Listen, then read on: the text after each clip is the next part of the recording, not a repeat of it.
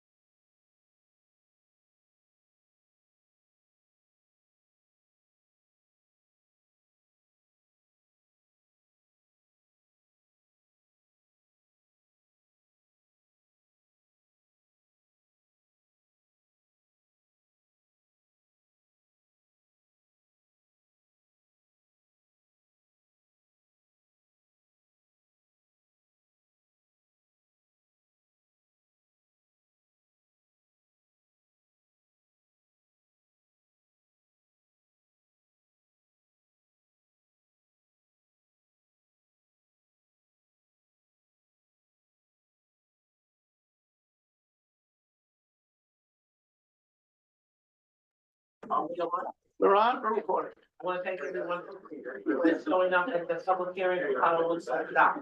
Can I get a motion to open a public hearing for Halloween Soul Dock? The day is May 6th, the year is 2025. I make a motion. All in favor? Any opposed? Okay, so is the applicant here?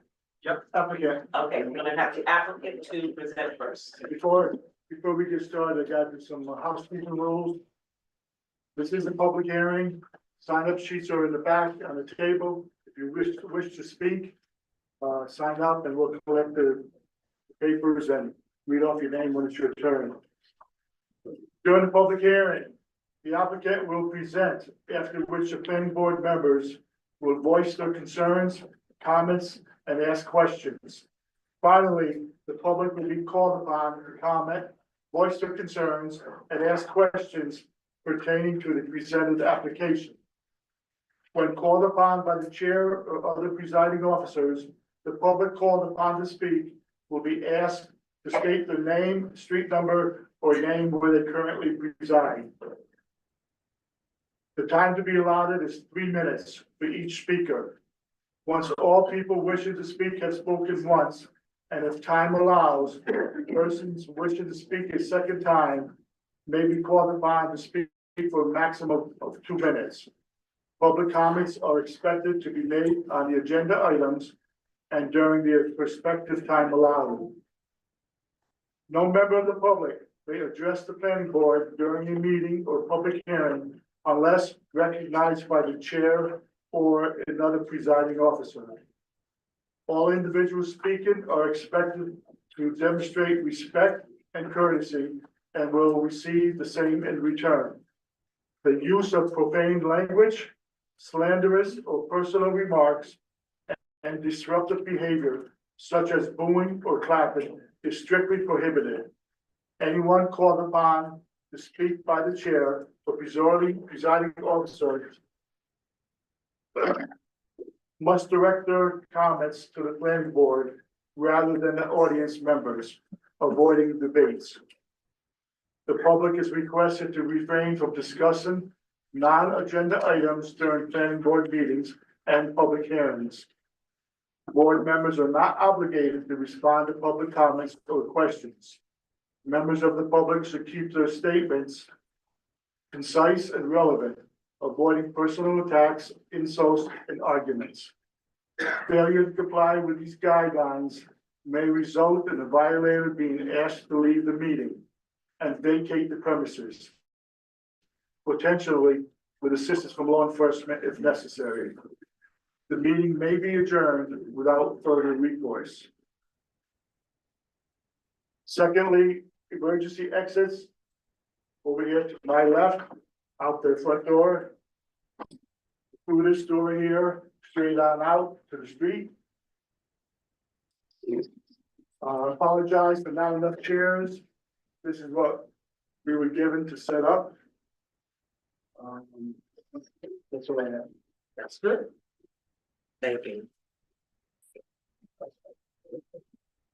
Well, the attention. Good evening, board.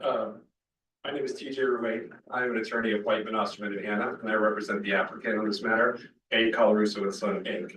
In connection with its application to this planning board for an additional use permit for a repair performed 9 years ago on the bulkhead of its waterfront property located at 175 South Street in the city of Hudson. We're here tonight because the city planning board has called an additional public hearing on this application.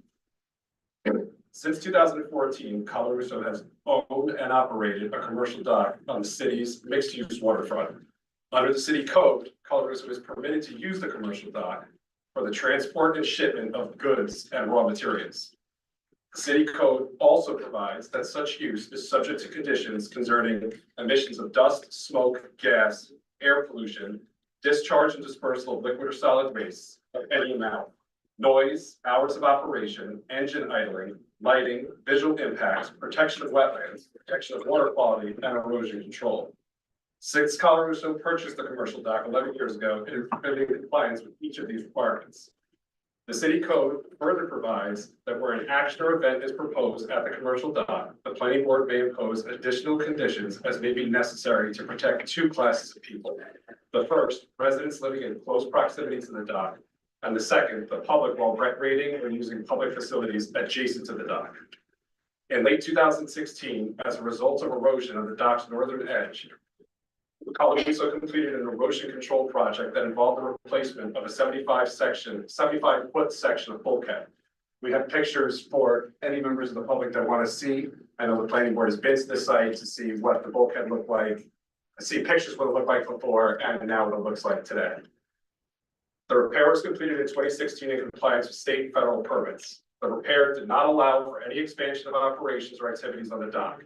It also did not occur on an area of the dock where operations occur. Rather, the repair stabilized the northern shoreline of the dock to stop and prevent further erosion into the Hudson River.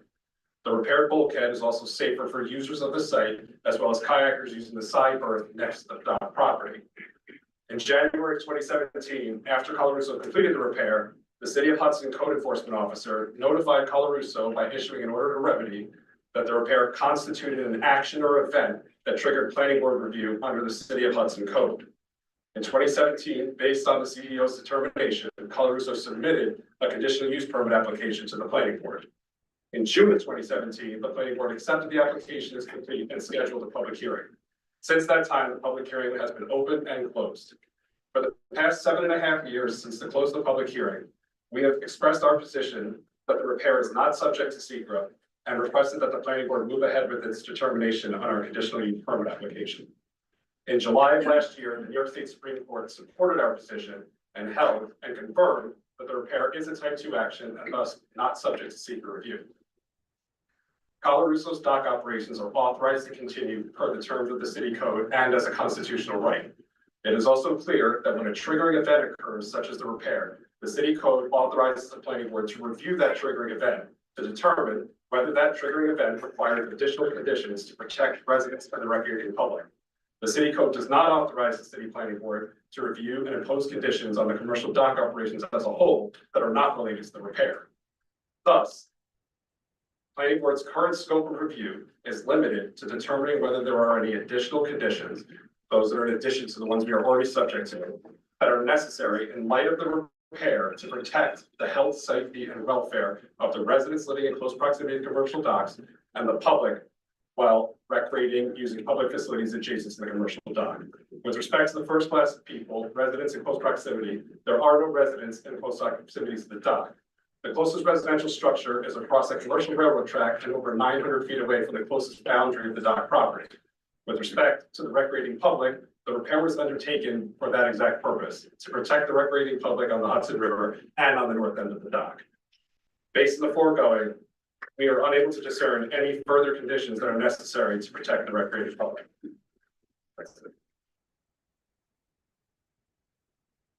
Do we have any questions for the applicant? Not at this moment.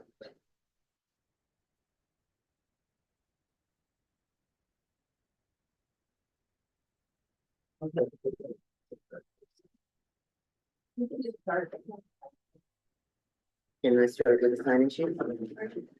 Okay, I'm going to, good evening, everyone. I'm gonna start calling names and forgive me if I accidentally botch the names. I'll do the best I can. So just kindly correct me if I make a mistake with your names. It's not intentional. The first person is Tino Van Paral. Am I saying that somewhat correctly? Please tell me, how do you say your name? Tassino? That's either. Okay, got it. Hello, my name is Tassino. Most people know me as Max. I live in Greenport, so for full disclosure, I have generally, if you live in Greenport, you have a pretty good relationship with Koluso. I live in a walking distance to the quarry. And I was talking earlier with Ben Fain and asked him, so what do you want? And he explained to me, they are a little concerned that maybe at some point in the future, not by Koluso, but by someone else, the dock might be used for purposes that maybe wouldn't be advantageous for Hudson, like storing garbage and all these types of things. And it seems to me that a reasonable position to place on this would be to prevent these types of use that Koluso wouldn't be doing anyway. Because I believe that Koluso has been using the dock in a pretty responsible way. And if you look at the LWRP and the legal basis of it, the Waterfront Act, New York State clearly wants the waterfront to be used for some purposes other than purely recreation. So the use of the dock as it stands right now, I believe, is a very useful use for Hudson, certainly for Greenport. Koluso is a pretty big employer in Greenport, and I certainly hope that that stays this way. And lacking any better plans for the waterfront, I see no reason why this particular use should continue because it has been my opinion. Thank you. Thank you. The next person is Margaret Morris.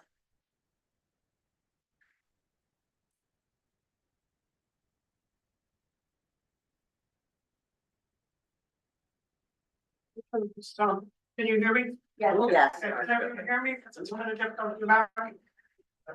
Margaret Morris, First Ward resident, First Ward council member. I will be very brief here this evening. Basically, if the goal here is to have a shared waterfront, then the conditional use permit must provide the other businesses and users of the waterfront the opportunity to use their spaces without impediment. Others this evening will speak to specific uses and developments on the waterfront, and there have been many in the years that have been going on since 2017, and the financial, social, and environmental benefits those developments bring to the city and its residents. The planning board should consider, at a minimum, conditions relating to the following: hours of operation, days of operation, dust control in the dock area, lighting, and most importantly, restrictions on what materials can be loaded at the dock.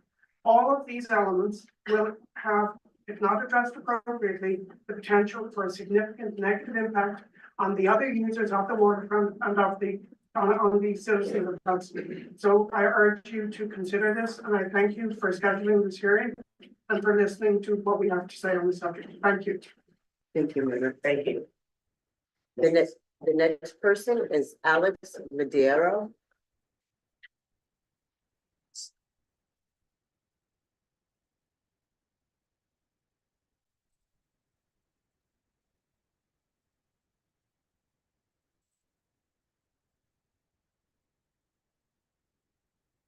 My name is Alexandria Madero. I'm a resident here in Hudson and a candidate for county supervisor on the First Ward.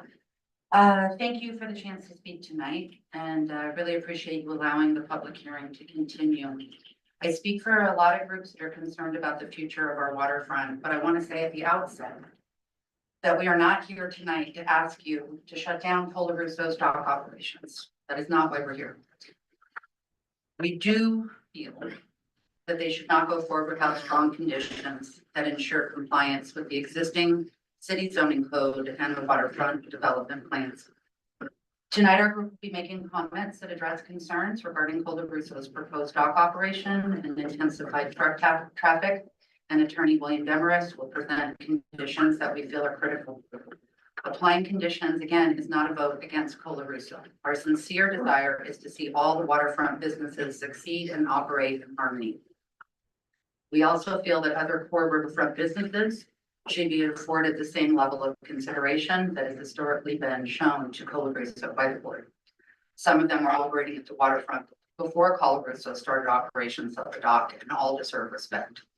It's worth noting that the zoning code language for the waterfront is very straightforward, stating the planning board may prescribe appropriate conditions and safeguards to the maximum extent possible, and requires that the proposed use be in harmony with the appropriate and orderly development of the district and not detrimental to the orderly development of adjacent properties. Given the scope and complexity of this application and the 30+ city zoning code ordinances involved, we believe that the public input should be welcome throughout the board's review. It would be a major disservice to Hudson's residents and visitors who enjoy the waterfront and the growing businesses and cultural enterprises if public input were constrained by closing the hearing before the full review is completed. We'd also like to make an offer to new members of the board who may not be fully up to speed on proposed dock operations.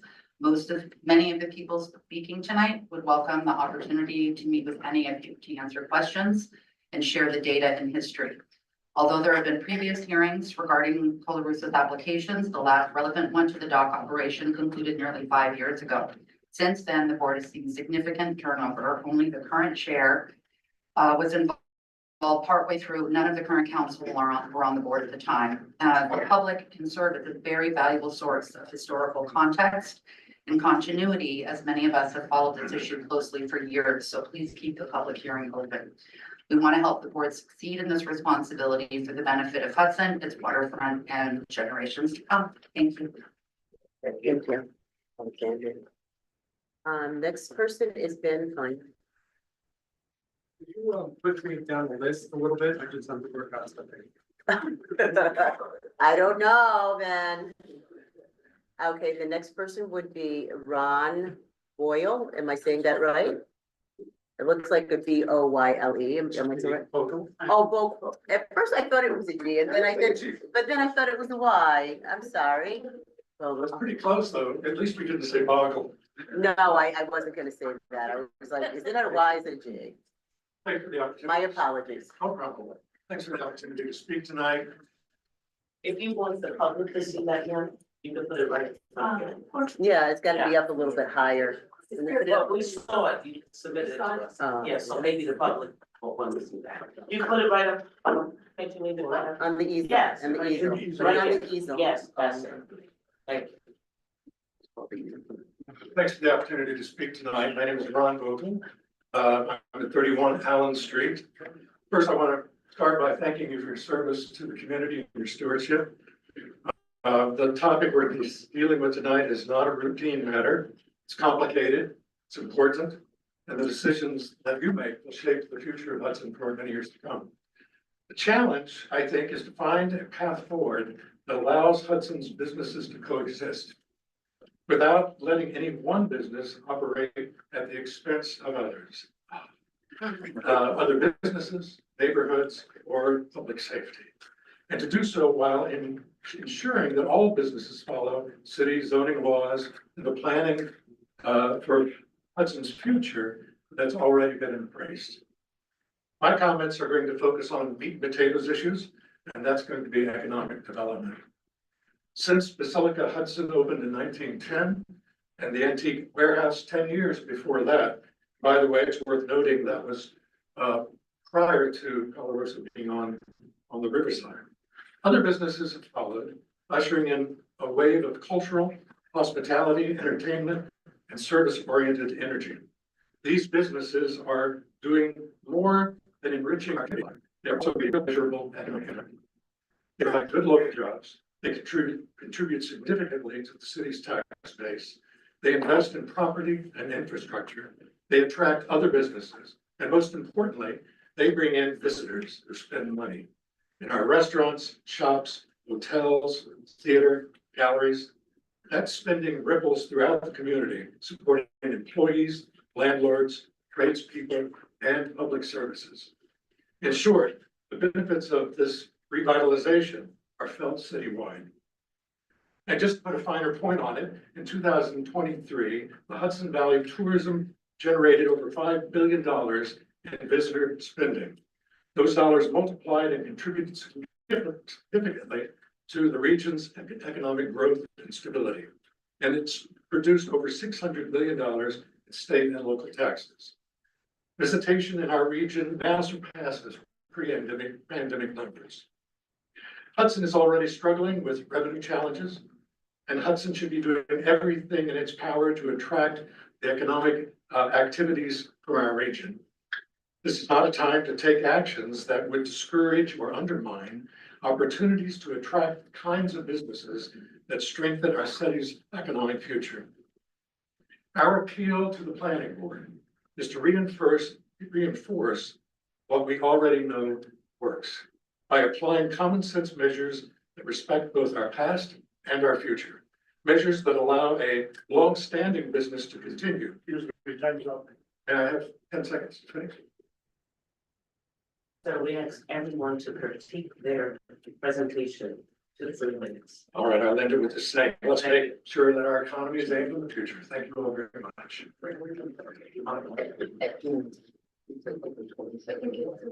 Yeah. Yeah, goodness. Or as I do when I do my. And you testing. can come back up at the end if you want to, if there's time. That, okay, Ben, you're still not ready? Okay, Ben. Then the next person would be Ivy. Dane. Dane, yeah. Ivy Dane. I did. Hi, good evening. I'm gonna tell much of what Ron just said. Excuse me, Ivy, could you please say where you're located and all of Yeah. that too as well? My name is Ivy Dane. I am a resident of Lower Union Street Thank you. and a Warren Street business owner. This issue affects me both personally and financially. My interests are split between quality of life concern, living so close to the Hudson Waterfront, as well as protecting my small business just up the street. Limits must be enforced. We're all privy to previous generous approvals concerning Hall Road and its impact concerning, and it has been scrutinized over and over again. There's no need to reiterate them. I'm going to try to keep it brief, and I have 3 minutes. My plea comes as a concerned citizen aiming to protect Hudson's jewel of a waterfront to locals and visitors alike. If no enforceable limits are enacted, we risk not only losing a place we rely on for recreation, but also it presents health risks with pollution, noise, etc., as well as safety issues with not having a proper safe railroad crossing for pedestrians. As a Hudson small business owner, my interests are also economically focused, ironically aligned with Koluso. Hudson is a tourist destination, like it or not. Having such industrial activity on the waterfront and the Amtrak station is far from inviting or welcoming. Gravel being loaded onto barges over and over isn't a peaceful setting either from a boat on the river or from the park or for someone who's craving quiet. Hudson is unique, and aside from simply a city escape, many visitors come to shop at our sustainably sourced stores and our world-class restaurants. Environmentally unfriendly activity at the waterfront, where many people first land off the train, creates a horrible first impression for a city that continues to build hotels and relies on lodging taxes. We rely on many of them for our livelihoods. I believe our residents and local small business owners' interests are much broader collectively versus a huge company. Our priorities are to nurture our community in general and its local economy. We provide jobs, we boost sales tax revenue. We work hard to create a destination for which locals are proud to be a part of, and visitors will leave feeling impressed. Thank you very much for your consideration and for listening. Thank you.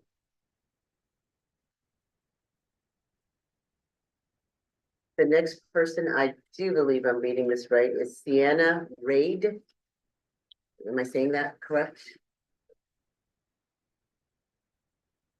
Am I correct? Yeah. Correct.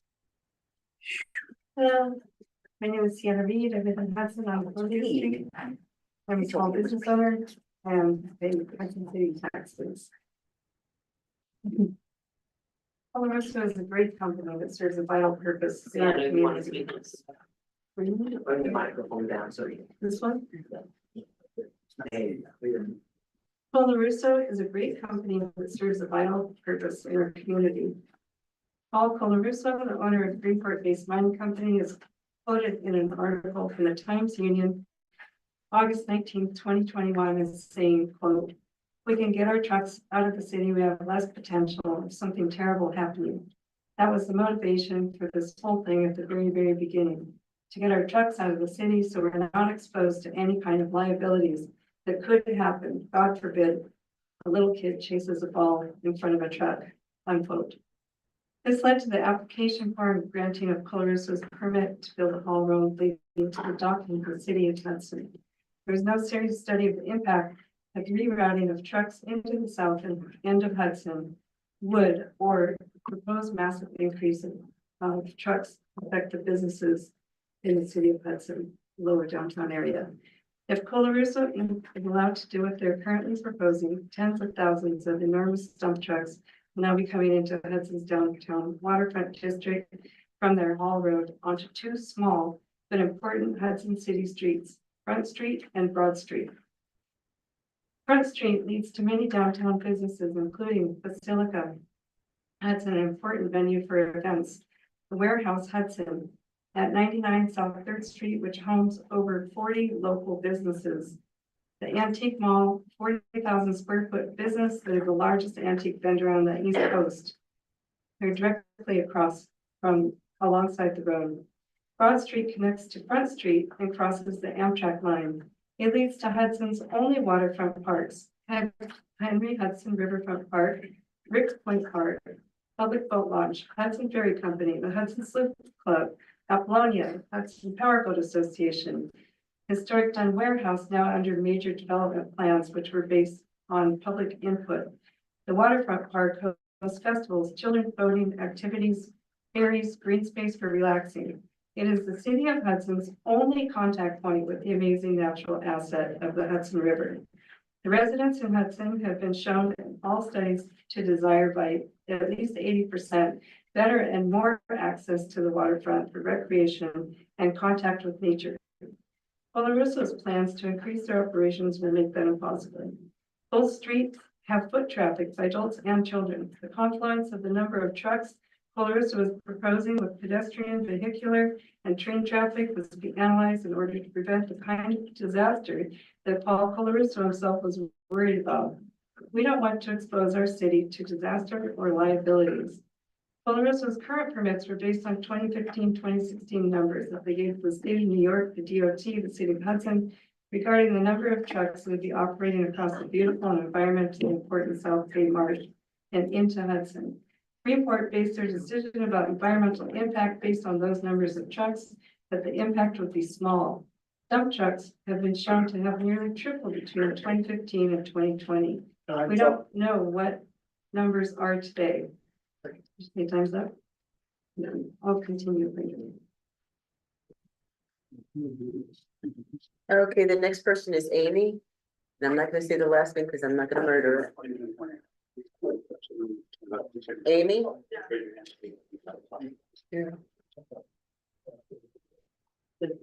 Can I go on to the next person? L, it looks like LHIS. Yes, so there was a mistake. Oh, it was a mistake, okay. Donna? That's right. Yes.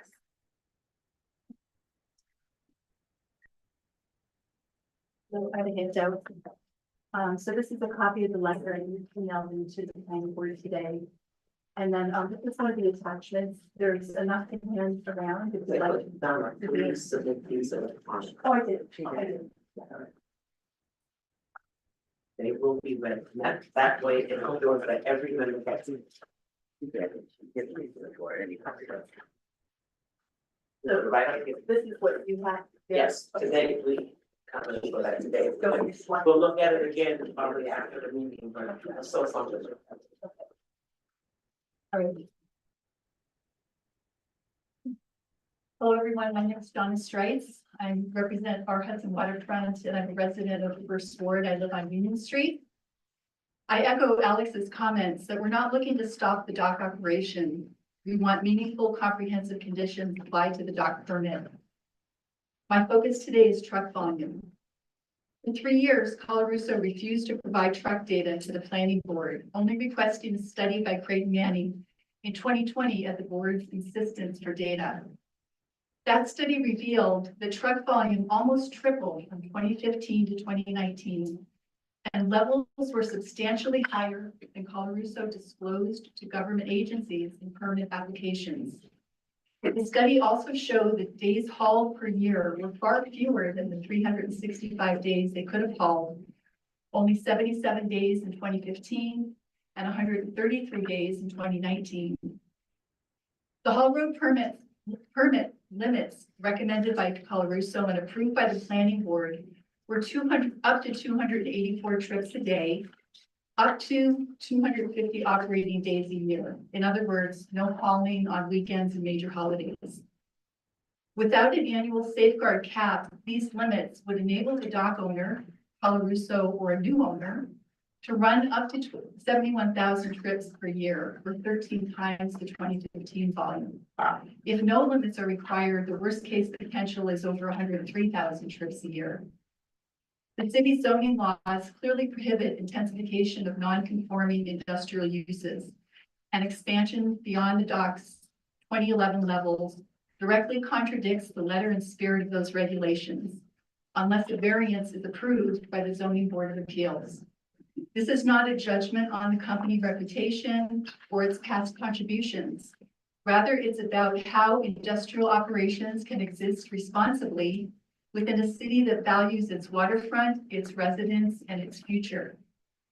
To protect against a sky's the limit number of trucks traveling to and from the dock each year and related barge activity, it's critical that a strict annual trip limit be implemented, along with any daily or annual daily operational day caps, to safeguard against unchecked industrial traffic, which would be disastrous to our waterfront and pose tremendous threats to public safety, to other waterfront businesses, to the city's waterfront development plans, not to mention our beloved Hudson Athens Lighthouse. We also recommend, for public safety and other reasons, requiring that the applicant obtain updated permits from the New York State DEC, the U.S. Army Corps of Engineers, and New York State DOT based on actual and proposed truck volumes.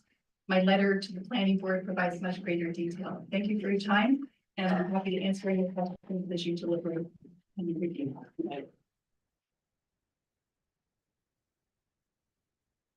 Next person is Mary. Mary?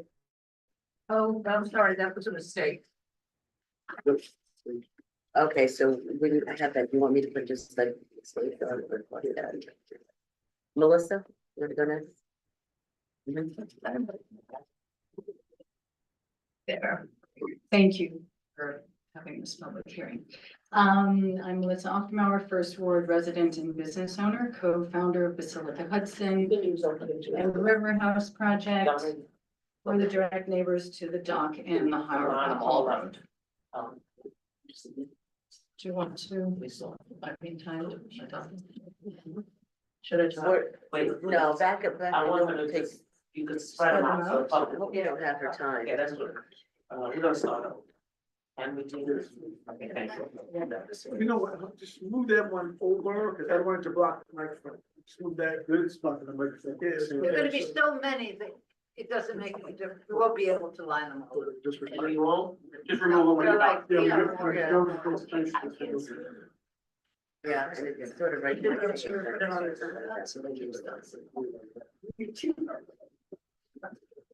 As I said, we're direct neighbors to the Hall Road and the dock. Obviously, thank you for volunteer service, not a small ask. I've been at these meetings for over 15 years and I recognize the rotating cast and appreciate you all. This is a make or break moment for the future of Hudson's waterfront, one that will impact our city for years to come. And we ask that you use all the tools available to you under the law to ensure the waterfront remains a welcoming, shared space for people and not one dominated by an intensified truck traffic and heavy industrial use.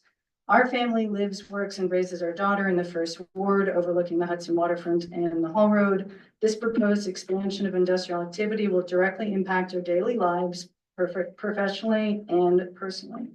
We are concerned about our health and safety, the air we breathe, the dust we inhale, the noise we hear, the sight lines we've already seen change. Our building is regularly covered with dust from the trucks and the aggregate of the dock, something we did not experience in the early years when we bought the building in 2010. The increase of truck traffic has already made our lives harder, and this is before any formal expansion. This year marks our 15-year anniversary, and our family business, Basilica Hudson, this weekend welcomes the Women's Day Farm and Flea Market, which brings thousands of people to the waterfront to support local makers and celebrate our regional community and economy. Each year we host more than 100 events that bring over 25,000 people to the Hudson Waterfront, and by extension to our city's small businesses and downtown economy. The ripple effect and positive activity is undeniable, but so is this threat. Unrestricted industrial growth risks blocking Hudson's potential and harming everyone who lives, works, and finds joy near the waterfront and the city. We're not alone. Many other beloved organizations and businesses will be here today. They call the waterfront their home. And together we advocate for a waterfront that serves all people and contributes good jobs, tax revenue, culture, and joy for all. The fear we have is we can't coexist with unlimited trucks and industrial traffic. Unchecked growth in truck volume and dock activity would compromise everything our community has built. There are a couple of critical safeguards we ask you to consider. Limit truck traffic, which will still be 100 trips a day is already more than before the code violation happened 7 years ago. That's a proposed number. Plant trees as natural dust barriers and beautify the area. Install sidewalks and lighting to ensure pedestrian safety. Place limits on hours. Consider access to the water, the South Bay. Consider lower crossing south of the dock. Keep people's safety and recreational activities at the center of your planning and decision making, please. We really value our waterfront and we want us to all coexist in harmony. Thank you. Tony, you're next.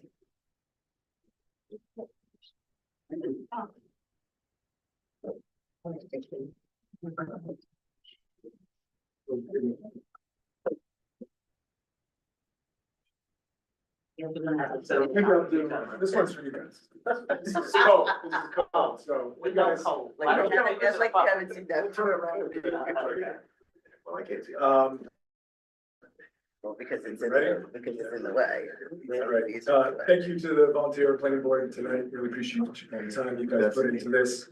I'm here to ask the planning board to take meaningful steps. Hi, by the way, I'm Tony Stone. I live on the first ward. Been there for over 18 years. I'm here to ask the planning board to make meaningful steps to control the dust coming from the dock operations. As co-owner, the adjacent property, Basilica Hudson, and a first ward resident, I've experienced this issue firsthand. The dust is not only a constant nuisance, it has serious health implications for our community. Stone dust contains fine particles that with continued exposure can lead to both acute and long-term respiratory problems.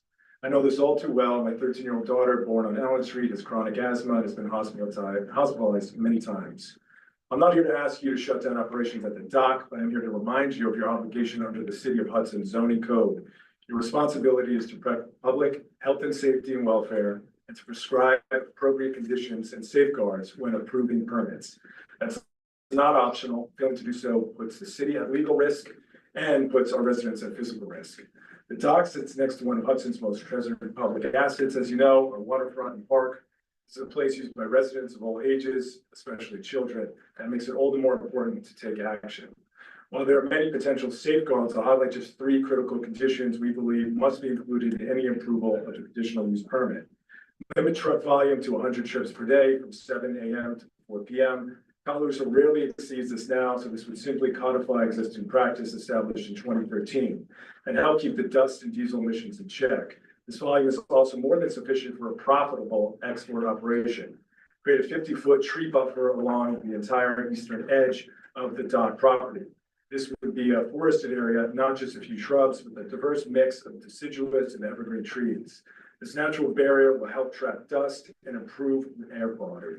The land is not currently used by the applicant, and Planting could be done in consultation with the Columbia Land Conservancy and the Hudson Conservation Advisory Council. 3, restrict the dock to exporting crushed stone only. If the applicant wants to export new material, especially one with finer particulates like limestone, they must return to the planning board for review and approval. Different materials require different controls, and you must retain oversight. These are not unreasonable requests. They're fair, forward-looking, and essential. The decisions you make tonight in the coming weeks will shape Hudson's waterfront for decades to come. Future generations will live with the outcome of this process. And while Koluso is currently a responsible local company that listens to the community, that may not always be the case. Ownership could change, and a multinational corporation could take over. The safeguards you put in place now to protect Hudson are for any scenario, not just the best case one. So I ask you to follow the code, make your decision that prioritizes the public health and long-term balance of the waterfront. Do not forget you have the authority and the responsibility to make this work in harmony for everyone. Thank you. Thank you, Tony. The next person is Marion. And it looks like begins with an name.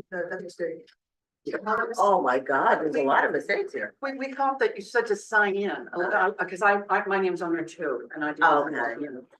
No problem. Signing in. So how about Clark Weinman?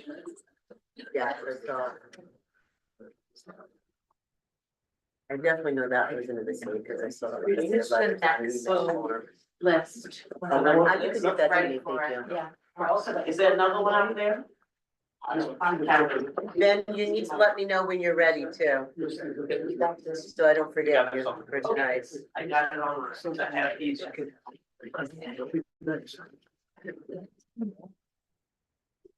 Appreciate this.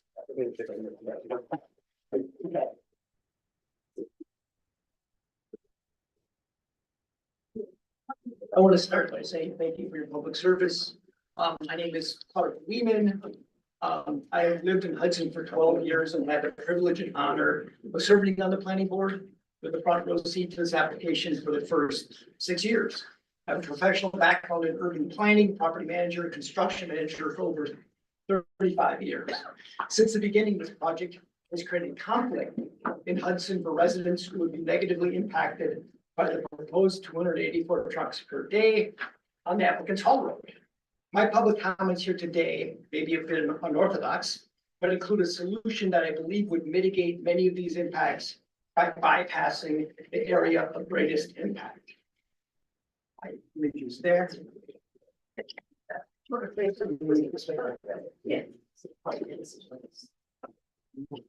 Hudson's waterfront is undergoing major change. My predecessor speaking articulated that incredibly well. There's tens of millions of dollars of business enterprises at stake. My predecessors also talked about the code. I'll remind everybody that that conditional use permits are contingent on the projects being in harmony with appropriate and orderly development of the district and will not be detrimental to the orderly development of adjacent properties. We could ask professional experts on whether these criteria are met, or we could ask the orderly developers themselves who are here tonight. This proposal includes moving the dock approximately 150 yards south while connecting the haul road to that new location.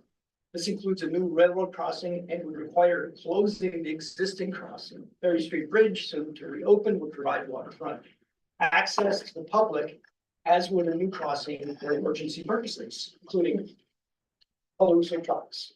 A pedestrian overpass at the existing site could be built as well to provide pedestrian access.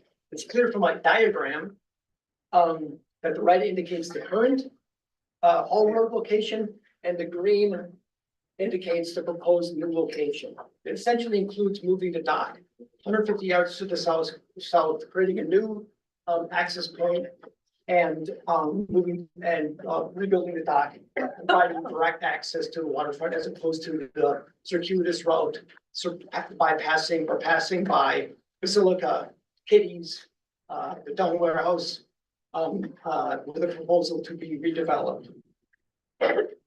It's clear that the new dock will avoid the major enterprises that I just explained, Amtrak, Basilica, etc. This proposal would remove the major source of negative impacts of truck traffic, noise and dust, 150 yards to the south.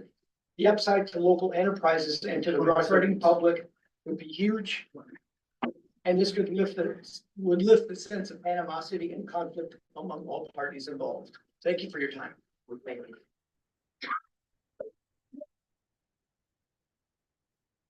Thank you, Lord. Yves Jacques. Yves. G-E-F. Great pronunciation. Thank you, I did something right today. Feeling good.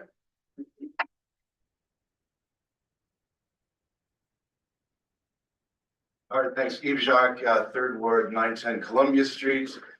I work for UNICEF, where I lead a data science team that helps deliver life-saving programs for children in some of the world's most challenging environments. And among many things, we actually run projects that monitor air quality around schools. So tonight I'm speaking not just as a resident, but as someone who works professionally to protect children's health. And so I see clearly what's at stake here on our waterfront. Hudson's only meaningful public space in the riverfront, a place where children play, where families come together, is directly adjacent to the gravel dock. Now, the city of Hudson has also secured state funding for a waterfront park, right? Including a natural play area, youth education space near the Dunn warehouse. Those plans are meant to expand safe, inclusive space for our kids. But if Koluso's operations move forward without strong conditions, those child-centered investments will be rendered meaningless. The proposed youth area will sit directly across from slip 1 and slip 2 within full exposure to gravel dumping, truck exhaust, and diesel emissions. Now, we know what that means, right? The science is clear. This is not fake news or alternative facts, all right? Fine particulate matter enters lungs and bloodstream. Children are especially vulnerable. They breathe faster. Their lungs are still developing. Exposure increases risk of asthma, cognitive impairment, long-term respiratory damage. These aren't abstract risks, okay? This is happening in towns like ours all across the country. So what do we have so far with respect to this proposal from Koluso? No independent impact studies, no air quality baseline, no health assessment, no enforceable monitoring or mitigation plan. And yet, we're being asked to grant a permit that will cement an industrial foothold on our public waterfront. If this board approves a permit like this, you have to, at a minimum, require independent environmental and health impact assessment. It's got to be tied to acceptable trip levels and other mitigation measures. There has to be a robust continuous monitoring plan. There have to be public reporting and enforceable penalties, including, if need be, revocation of the conditional use permit. And that's going to be paid for by the business owner, not by us residents. Anything else is going to shift private risk onto public health. That's our kids' health. That's our health. Let me be clear. The burden of proof with Koluso is not with our children. And I want to end with a direct appeal to all of you. You are appointed by the Mayor Kamal Johnson, right? People to serve the people of Hudson, not an outside company. Koluso has shown no regard for our health, our public investment, or our vision for the waterfront. They're basically prepared to turn this into an industrial sacrifice zone. And you have the authority. You've also got the obligation to stop that. I ask you to deny this permit until these basic conditions are met. Thank you. Right out here.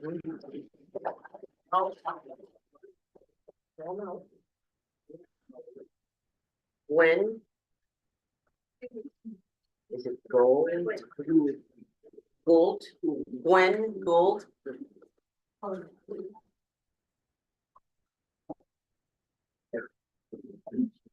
Franklin. Yes, I'm a resident of Hudson. I live in the first ward. And I'm a founder and artistic director for the Hudson Festival Orchestra, which gives an annual concert for full orchestra on the waterfront. And it's a joyous occasion.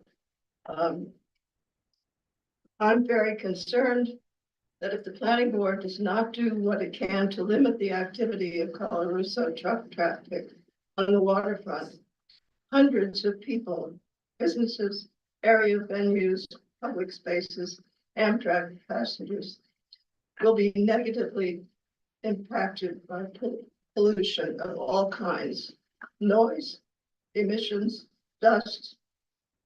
It's not fair to let one company have such a negative impact on all of us. Thank you. Thank you. The next person looks like Aaron Henley. Looks like Henley might be the last name. Aaron, Is it Aaron? Or is it Aaron? Aaron, does that look like Aaron?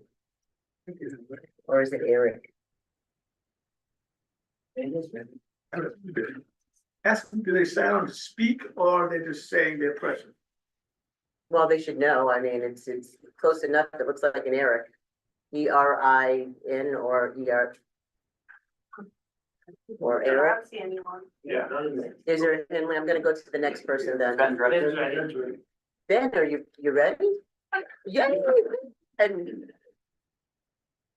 about time then. Thank you so much for your time. I'm Ben Fain. I'm the owner of Kitty's Caboose, Grapefruit, The Wick, and what's happening, the redevelopment of the CAS property. I want to agree with the first speaker. This is not about Koluso. It's obviously a great company, a lot of hardworking people. We all depend on it. It's not about that. It's about the impacts that will happen at the waterfront. I'm here to make an economic argument. We have 4 businesses. Small little piece of what's going on at the waterfront. We employ 82 people. We also serve 9,000 chickens a year, which is weird. We pay $357,000 in taxes to Hudson. Koluso pays $57,000 in property taxes to Hudson. We are tethered to the waterfront. What if the waterfront thrives, we thrive.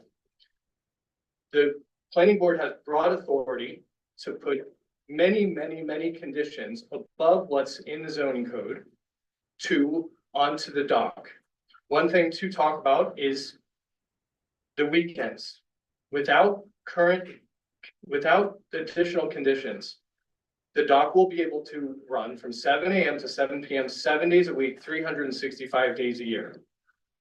Noise. The noise will be at 85 decibels from what we understand, 7 days a week, 7 a.m. to 7 p.m. That's bulldozers, excavators next to the park. Lastly, garbage, hazardous waste. Without significant conditions, it sounds like solid waste, construction debris, which is asbestos, lead paint, can be delivered and transported from the dock. This is catastrophic for Hudson. It's also, it has significant impacts on us. We are planning to build a residential neighborhood on the old CAD site, which is right across the street. So what we are asking for, desperate for, is limiting what was agreed to for the Hall Road to 250 days a year. Don't work on holidays, 5 days a week, no hazardous materials, 1 barge at a time, using their slip already, and obviously 284 trips a day maximum. I fell in love with the waterfront. I know everybody else here has as well. These are very minimal, reasonable conditions. I'm begging you, please, do what you can. Thank you. Thank you. The next person is Mary Vaughn Williams.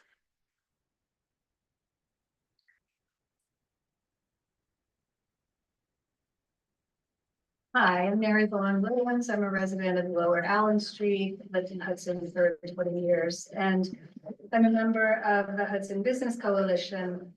So I'm here to urge the planning board to define enforceable limits on Koluso's current application for truck and barge operations at the Hudson Waterfront. The data clearly speaks for itself. Between 2015 and 2019, truck traffic associated with the dock nearly tripled. This dramatic increase has already impacted our community's roads, environment, and quality of life. Coluso's operations are legally constrained by both the LWRP and zoning code unless granted special exceptions like a zoning variance. The potential economic impact of unregulated industrial expansion at the Koluso dock is significant and far-reaching. Hudson's waterfront is a vital asset for our local economy, supporting not only businesses, but tourism, festivals, and events that draw visitors from near and far. Unchecked industrial traffic would disrupt these activities, deterring visitors and diminishing the quality of life for residents and business owners alike. We urge the planning board to protect Hudson's future by implementing clear, enforceable limits on industrial operations to preserve the vitality of our community and waterfront. Thank you. Thank you. Next person, Daniel Roth. Bart? Yeah, I just signed in. You asked people to sign in. I'm not. No? Okay. Jimmy Denny?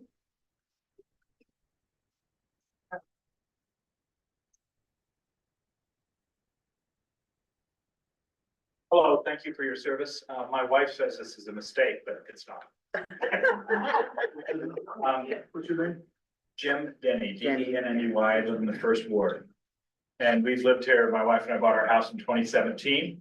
We love living in Hudson. It's a very special place. I'm from Oregon, the most beautiful state in the country, but this is not too bad. And I also grew up in a family that works in extractive industries, loggers, 4 generations. And all those operations, like this operation, has to obey rules. How the rules affect all of us, all the environment. I support fully the idea of this business needs to continue, but with the restrictions that have been brought forward by the people. Operating hours, dust abatement, screening to make the site as attractive as it possibly can and help keep the dust down. And so that in mind, I thank you very much for allowing me to speak my opinion. And I really, really hope that you can come to a decision that will serve all of Hudson. Can't tell you how many visitors we have come up from the city. People from the West Coast come and visit us, and they all think it's a beautiful place. And I'd like it to continue that way, to be improved. Okay, thank you very much. Thank you, Jim. Next person, Caitlin Robinson.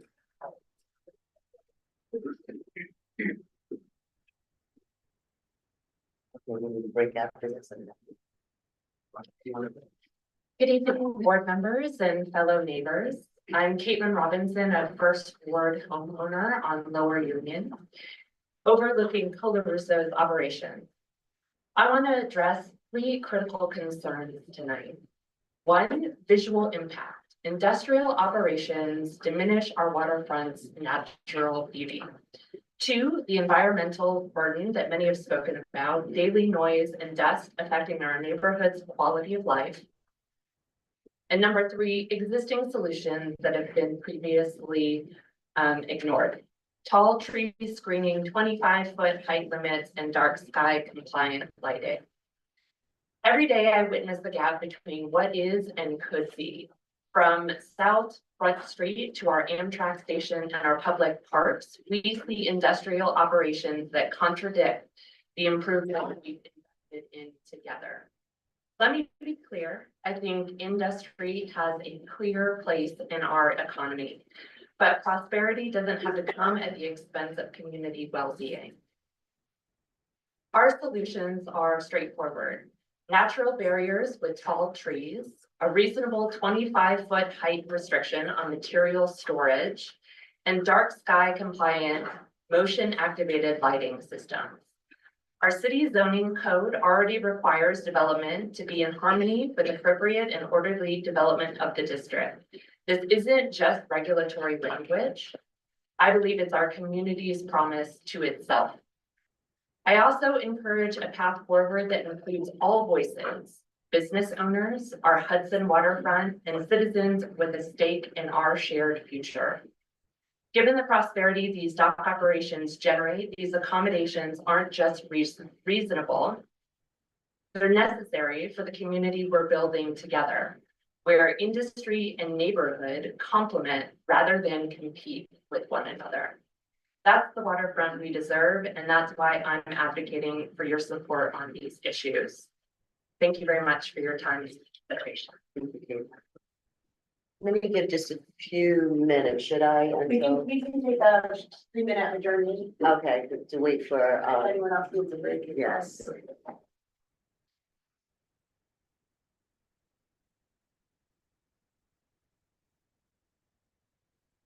Our chairperson to come back.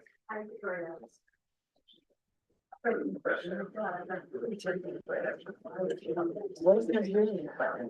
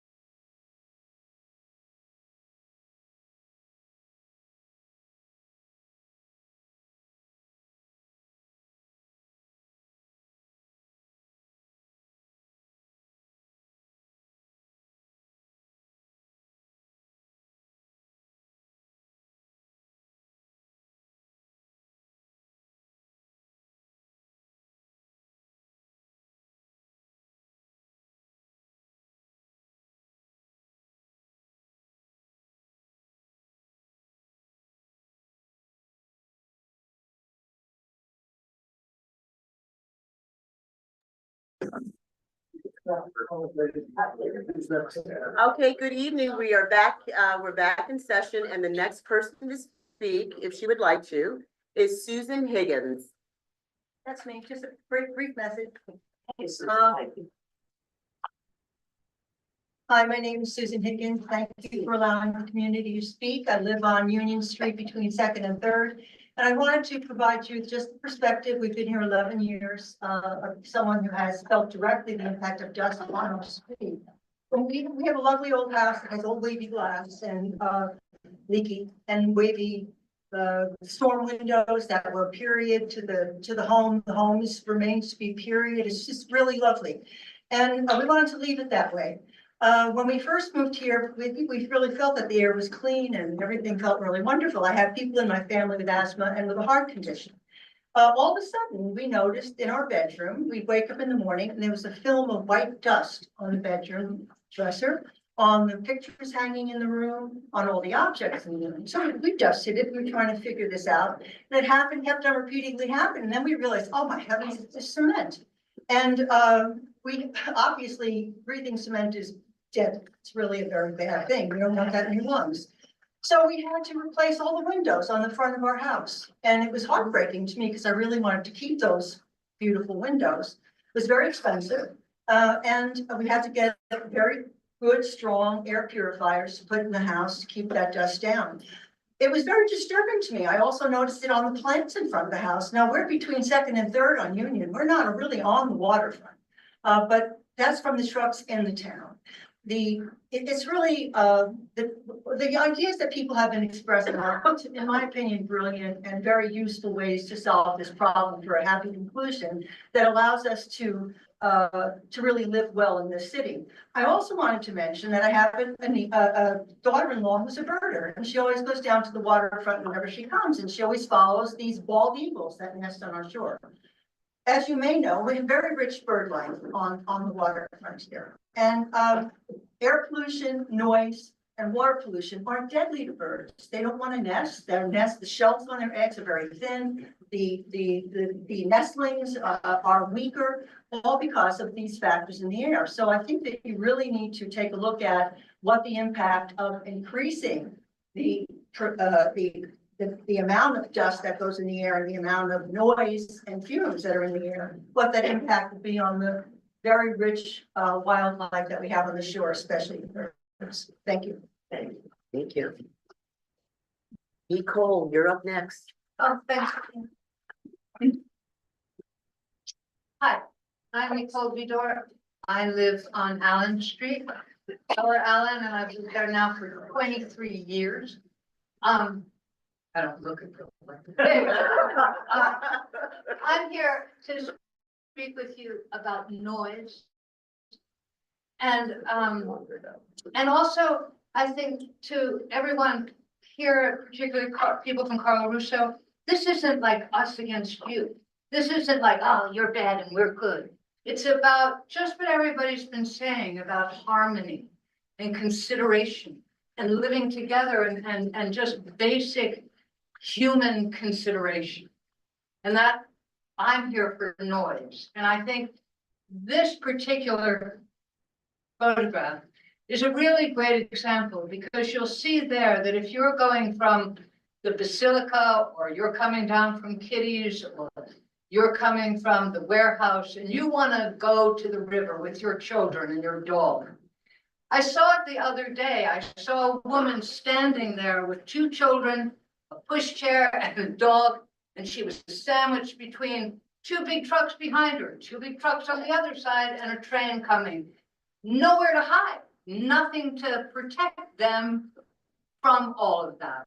And I think it's really important that we consider all of this and that we work together. We don't have to be against each other. I know that everyone in Koluso, they care about their children and their parents and everyone, and they don't want them breathing bad stuff, and they don't want them to be overrun by noise and all of that. So I think we're all here in this community. There are many businesses, not just Koluso. And I think we could work together, and I wish we could work in a round table instead of something like this. I wish We could have dialogue with each other. And I really think that we could create something that is for all of Hudson and not just for this thing against you, against me. And I really hope, and I thank you all for all the time you've given to this.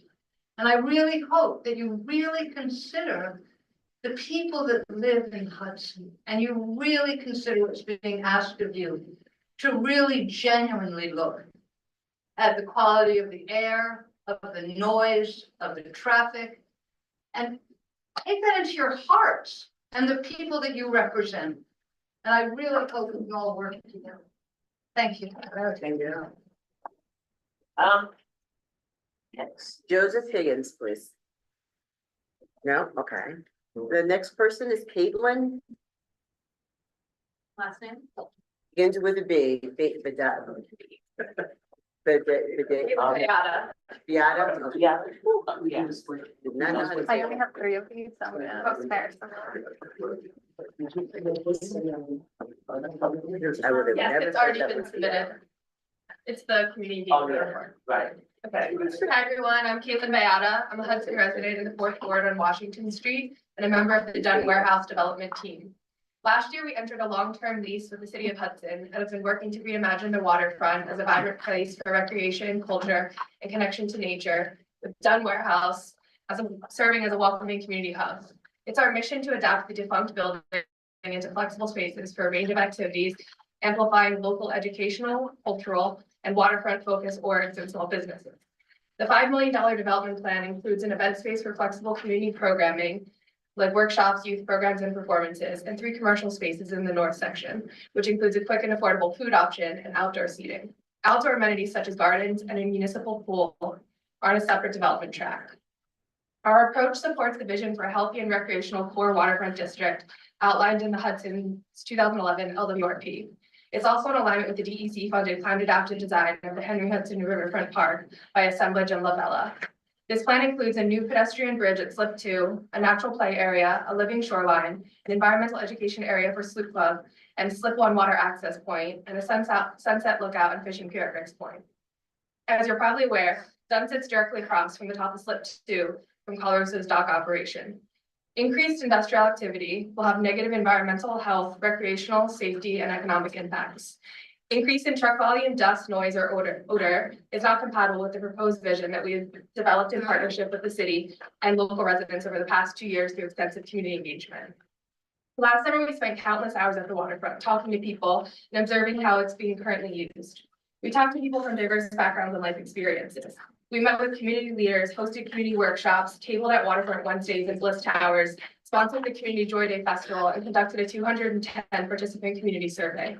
This information is publicly available in the community engagement report we issued last August, which is now available on the planning board's website and which is in your hands. What we heard was that people love the waterfront for the green space, the calming waters, watching or participating in boating and fishing, and its many festivals and gatherings. People loved its peaceful and quiet atmosphere and that it's free and accessible to all. When asked what people don't like about the waterfront, an overwhelming majority mentioned how Koluso's dock operation spoils their enjoyment of the waterfront. Some said the constant gravel truck travel creates noise and dust. Koluso's truck noise and air pollution is destroying the calm and beauty of the place. And another said, glad to see Dun restored regardless of what goes in there. Unfortunately, with the gravel dump and truck route there, the whole waterfront is compromised. I strongly encourage you to honor your authority and professional obligations as a planning board to consider the feedback from these Hudson residents. Their testimonials, like those of the people here today, should be essential information in your review of the CUP, which should apply to the entire dock operation, not just the improvements to the bulkhead. Comprehensive enforceable conditions must be stipulated by the planning board. 20 seconds.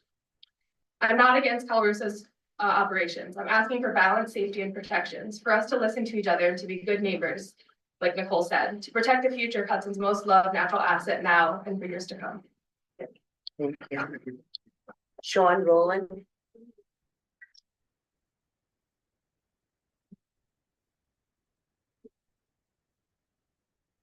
Hello, my name is Sean Rowland. I'm a resident of Hudson. I live in the 4th Ward, and I'm a lifelong resident of Columbia County and have been coming to Hudson all my life and have been living here full-time for 13 years. I wanted to sort of recognize that as a lifelong resident of Columbia County, I've seen gravel and cement operations and proposals come and go.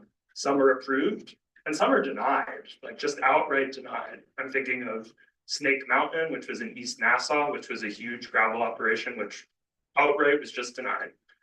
St. Lawrence Cement Plant here about a decade ago, I believe, there was a massive cement plant proposed and a huge, public engagement. And ultimately the decision was to deny that permit.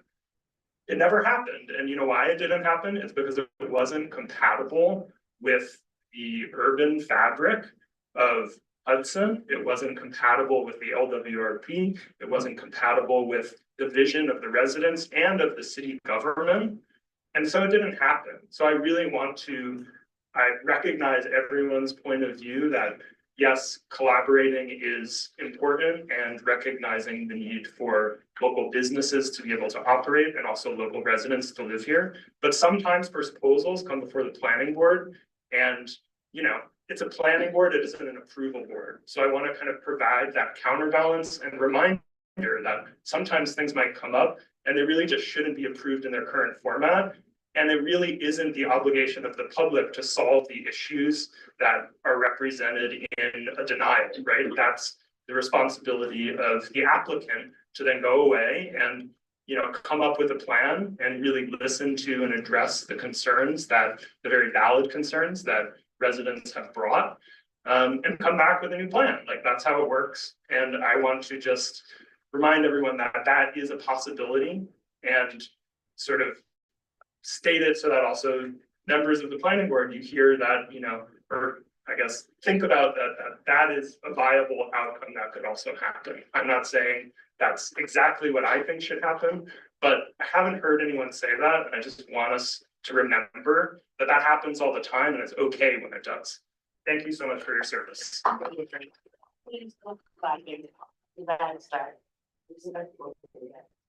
Now,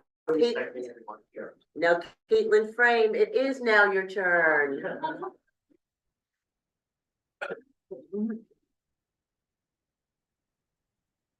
Well, you've heard my name a couple times now, Caitlin.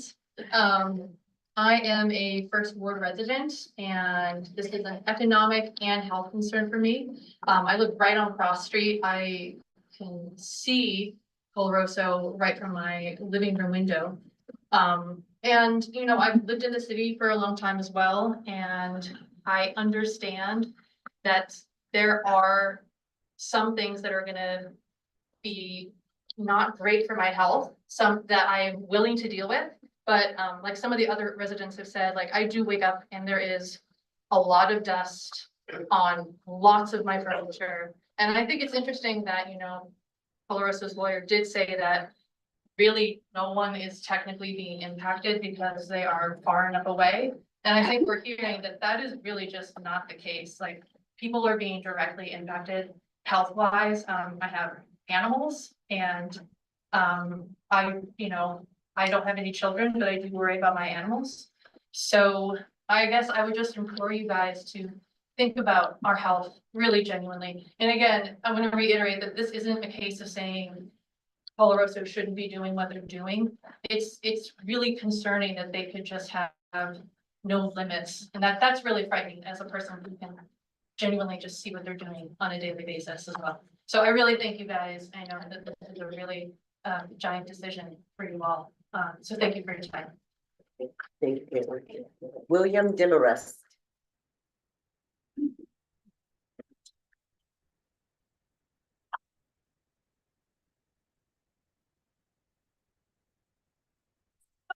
William Demarest with the law firm of Falls-Graff, been asked by a number of organizations with members who are residents and business owners here in Hudson to advise them and to assist in the review of this. I've made two submissions prior to this to the board, one in March in which I laid out the scope of the planning board's authority, including its authority to impose conditions, and recently submitted a number of proposed conditions that we think are reasonable and appropriate to place on any conditional use permit that is approved for this commercial dock.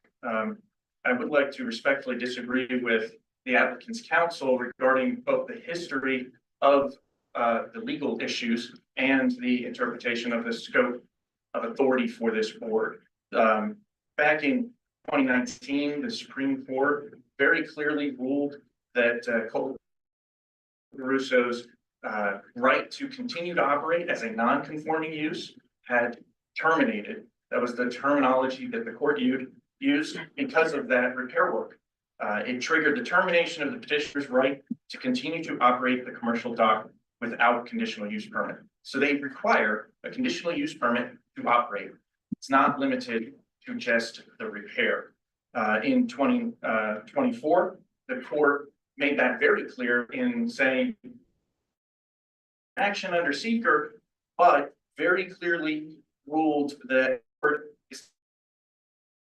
impose certain conditions specified in the code, and went on to quote zoning code section 325-17.1 D1, which gives this board very broad authority and requires it actually to impose conditions to help protect the health, safety, and welfare of residents. And while two classes are specified in that provision, the public park, the public highways located in or adjacent to Koluso's commercial dock are certainly fall within the area of necessary protections. And so we encourage the board to impose conditions for those protections. The letter I submitted recently starts out with general conditions to keep the conditional use approval narrow. The point is that the assumptions, conclusions that have been drawn about the current operations, planned operations, the board will act and make an approval, and its determination will be based upon those conclusions about that use. And so it shouldn't provide an approval that allows them to change that use. Truck routes, materials, traffic volumes, new construction on site, changes in the on-site activity, retail activities should be prohibited unless they come back, get new approvals. The board should make sure that they, at the very least, impose conditions that are consistent with the Hall Road approval. We've also set forth a number of others, conditions for dust, noise, lighting, screening, landscaping. We think these are all reasonable conditions, they're enforceable, and they are certainly within your authority. We ask you to impose those conditions. Thank you. Okay, the next person is Ken Dow. Good evening. I just want to answer everything I want to before here. Has everybody heard the audio of William Sharp, the New York State Department of State Attorney, describing the effect of this law at the time it was enacted? And I'm going to play a few seconds of it. It's going to come together. Okay, that's fine. I'll only play a few seconds. I'm Ken Dow. I was the city attorney when this whole action began back in 2017. When Koluso sued the planning board, I was the attorney who defended the planning board. I did all the litigation, and we won a complete victory and the entire dismissal of all of their claims at the time. I am deeply and intimately familiar with the law and the facts and the history of this case. I've never argued for an outcome, but I have consistently shown up to ensure that the planning board and the city and the code were upheld. The authority that is vested in you is made available to you, and you are not deprived of that by some of the misrepresentations that the applicant has made. The first one Mr. Demarest just referred to, it's frankly outrageous to claim that this is just about the bulkhead work. It is extremely clear that the bulkhead work was a trigger that caused and required a complete review of the entire operation, and that a conditional use permit is required in order for the operation to continue in any capacity. And again, I'm not arguing against it, but it is important, crucial to understand that fact, what is out of your authority. So I'm going to, this is, at the time this law was enacted in 2011, the zoning code was put in place, this provision There was an attorney for the New York State Department of State who was involved in drafting the law and advising the Common Council on exactly what it meant.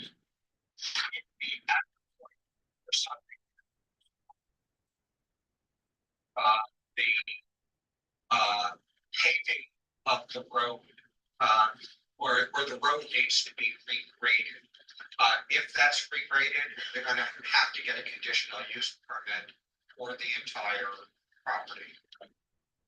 That's the key sentence. It's quite a bit longer, but I wanted everyone to hear that. This is what the city council enacted, that any modification, grading the road, they talked about a culvert, they talked about any modification to the parcel, they were going to have to get a conditional use permit for the entire operation. That is what the city council enacted, and that is the law that you are working with. For them to suggest otherwise is completely misleading and gaslighting. So, and this has been reiterated by the courts on both cases, as Mr. Demarest referred to, in the case that I litigated, as he said, the right to 20 seconds, the right to operate was ended. I also want to stress one other thing. I may come back at the end.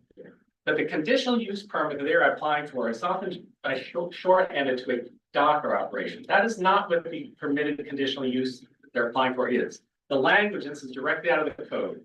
Continuation of existing commercial docker operations for the transport and shipment of goods and raw materials, including loading and unloading facilities and storage of such goods, last sentence. Such goods and raw materials and associated private roads and providing ingress and egress to or from such commercial dock operations as such uses existed on the effective date of this local law in 2011. It is not an open-ended. Ken, put your name on back on this list again, please. Okay.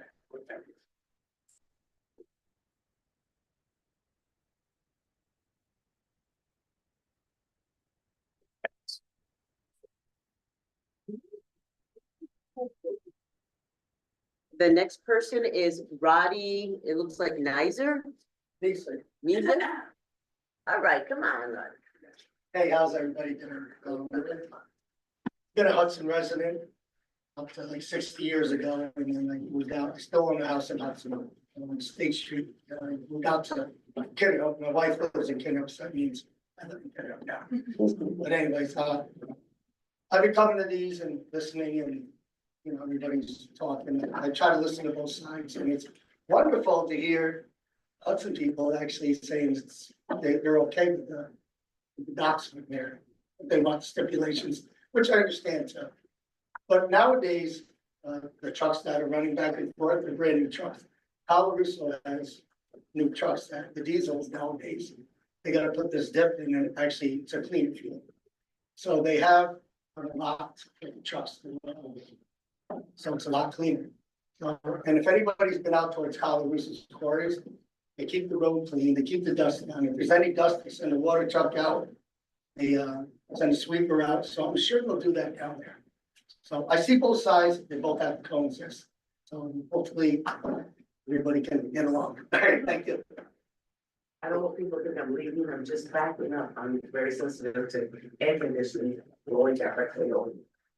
So that's just one. Now, it looks like the next person that I'm seeing is Madeline Meehan. Oh, I. Okay. How about Abigail? No? Oh, okay, so then Adam, where's my Adam?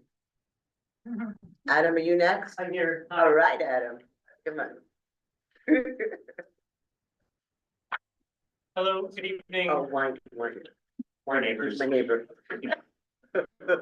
My name is Adam Weinert. I am a resident of the First Ward. I'm also the Executive Director of the Hudson Sloop Club, and thank you so much for creating this opportunity to speak. I'm here tonight on behalf of the Hudson River Coalition to respectfully urge the planning board to include clear enforceable conditions if it approves Koluso and Sons conditional use permit. This isn't about opposing the project, it's about making sure operations at the waterfront move forward in a way that protects public health, the environment, and access to the people who live here. Hudson's own planning documents like the local waterfront revitalization program and comprehensive plan lay out a strong vision. A waterfront that's active and working and also safe, healthy, and welcoming to the public. We're recommending 8 common sense conditions that reflect that shared vision. Limiting truck traffic to weekday business hours only, with exceptions requiring advance notice. Prohibiting hazardous or refuse material transport without prior approval.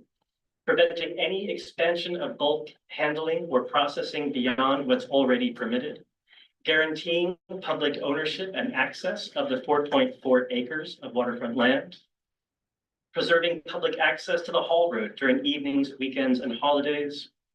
Planting trees along the eastern edge to create a natural dust buffer. Paving the loading area to reduce airborne dust from operations.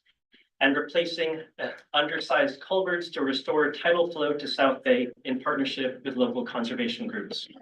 These 8 points are outlined in more detail in a letter we sent earlier today. I also have copies here if anyone would like to see them.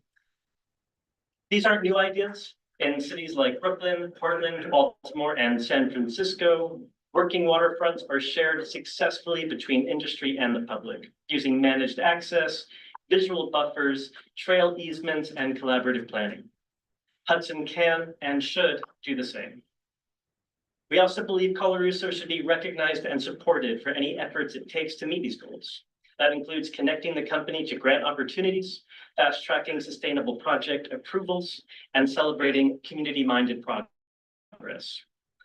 This is our chance to balance the needs of the local business with the long-term interests of the public.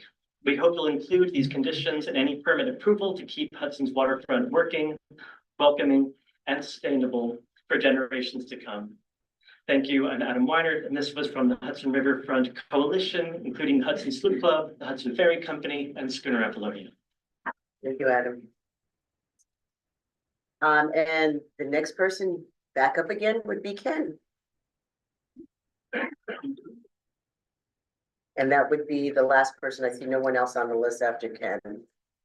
Not unless there's another sign-in sheet that I did not say.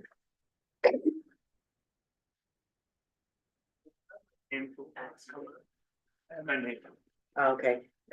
Is there anyone else that wanted to go back on the list real quickly? And I'm sorry, and I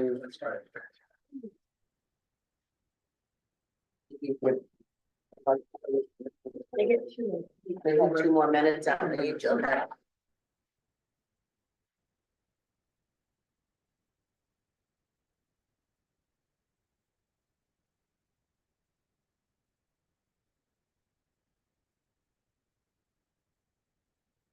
Sorry about that, folks. So Ken is not the last one. It was just wishful thinking. Oh, somebody got that. You don't think so? Sorry. It can go right through. It's sort of late. Or at least it feels late. We try to get this back out here. You can sit back a little bit. Yes, I think so, yes. Yeah, it's not many. No, there's several more to put their name back on. Ken is not the last one. Yes, so Ken, you all set? You have 2 minutes? Just to follow up a little more detail, all of the documents I've got here have been submitted twice to the planning board. I did them all in 2019, and then I resubmitted them. You did. So just to reiterate, the earlier decision in 2017 stated, planning board rationally concluded that the erosion repair project was one of the actions or events specified in section D, triggering the termination of the petitioner's right to continue to operate the commercial dock without a conditional use permit. The more recent case in 2024, Judge Rivera said the conditional use permit requirement of the code was triggered, and the board is now authorized to impose certain conditions as specified in the code, along with additional conditions on such continued use of the dock. Is that the conditional use permit is, contrary to Koluso's characterization, not simply a permit retroactively that authorized the repairs already made, but rather a permit for continued use of the dock with such conditions as the board may impose. So everybody has said the same thing. It is the whole property, the whole operation that is subject to the special use permit. Without it, they can't continue. The other thing I want to return to is the definition of this is what was adopted by the city council. Again, I read that it is the conditional use permit that is one of the conditional use permits that may be done in this district. Again, it's not continued docker operations. I'm not going to read it all, but the last word is continued existing dock operations as such uses existed on the effective date of this local law in 2011. You have to have what the baseline is. You don't, it's the city council who determines what conditional uses are permitted and they put them in the code. It's up to the planning board to figure out if they comply with those. They've already said what the operation can be. You need to know what the baseline was in 2011. You can't arbitrarily create a new conditional use permit, and because it specifies it's 2011, you need to do background information to have a baseline, because anything else would be purely arbitrary. So I know this is coming, this was submitted to the board 6 years ago. It should have been done, but it needs to be done. You need to know the baseline, because that's the standard you're comparing it to, and that's what this special use permit can encompass. Thank you. Okay, so Sean, you have two different handwritings. I had to make sure it was you again. So. I just wanted to add Sean Rowland, Sorry, I just wanted to submit these paper. So that we know, can I just put in parentheses your name over here? Sean Rowland, so ROLAND. I just like to ask for the public hearing to be continued. Okay, then the next person is Sienna Reed, back again.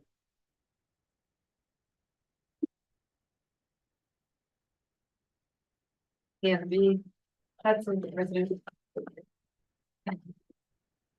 Hudson's waterfront is invaluable.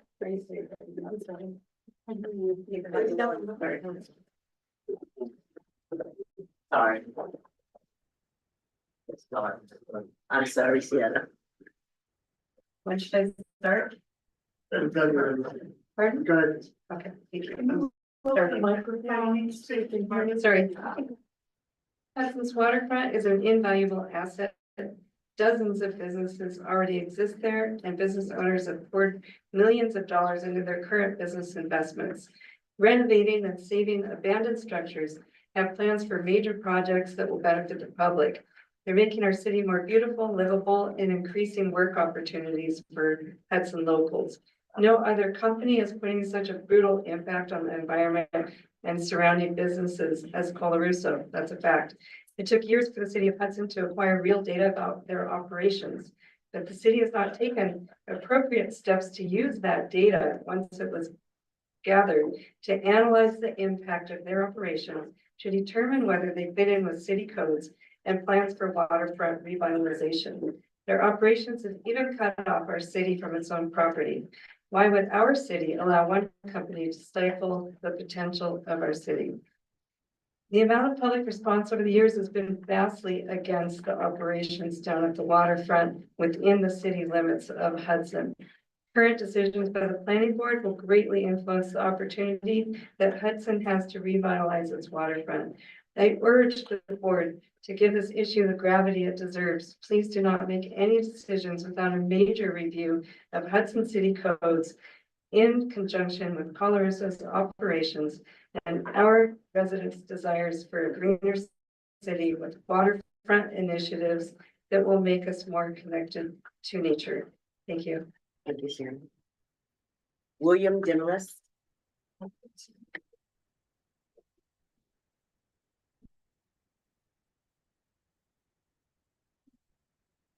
Thank you. I appreciate you giving people an opportunity to continue the comments. And as I was saying, we submitted 29 proposed conditions. They cover a variety of different areas and are broken out by the concerns you've heard from various members of the community this evening. I wanted to just mention a few of them for the board that might be a little bit more complex. Some of them are very obvious. Dust control, Koluso certainly is very familiar with that. It's included in every mining permit. Things like covering materials and watering. But when it comes to noise control with the heavy machinery on site, probably going to require for safety purposes, backup alarms and things like that. We would ask that a condition be imposed that requires them to source out the least noisy that will get by with the state and federal requirements for that type of a use, just to help minimize the noise coming from that type of equipment. We also urge the board to impose landscaping requirements. We think they could do that. You could require a landscaping plan to be submitted prior to the approval, but certainly at the least requiring a landscaping plan be submitted as a condition of the approval for subsequent approval by this board, and we would urge include the Hudson Conservation Advisory Council in that process.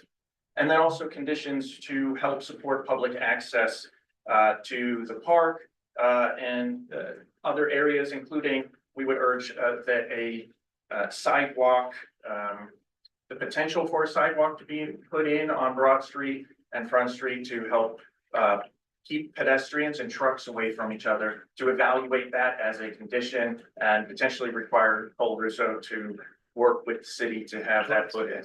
So those are just some of the more substantive conditions, and thank you again. Thank you. Melissa, please. I'm back more in the position of a vulnerable mother and business owner who has really hated being in a war with my neighbors. It really upset me and affected my health in many ways, not just the dust. And in all this sort of idea of working together and not hating your neighbor, I do want to speak. We are in a nation divided. I really have higher hopes for Columbia County and for Hudson and for Koluso to hopefully be inspired, the whole company and the owners and the families, to actually like us, want to do like we do on Flag Day. We host the fireworks. It's literally my favorite day in Hudson, and Koluso supports that. And we work together on that one day. And I am hoping that this opening in this final frontier, and inspired by possibly the board who could ask the applicant to bring goodwill to their neighbors and to the city of Hudson, which we already know what we have at risk is a lot more than what they're a very established company. I'm happy you guys have existed for 100 years without our waterfront. We really have our waterfronts as a communal need for many things. And I just want to believe that the goodwill can come because we are open to receiving great ideas and more fireworks. Seriously. If we could just for the Eagles. And except for the Eagles. Oh, no. Tony? Twice a year. Yeah, just at the end here, thank you guys for extended time. Just want to say a lot of ideas have been presented today. You guys really need time to get this right. I really hope you leave the public hearing open. Some more ideas can come forward as you guys discuss this.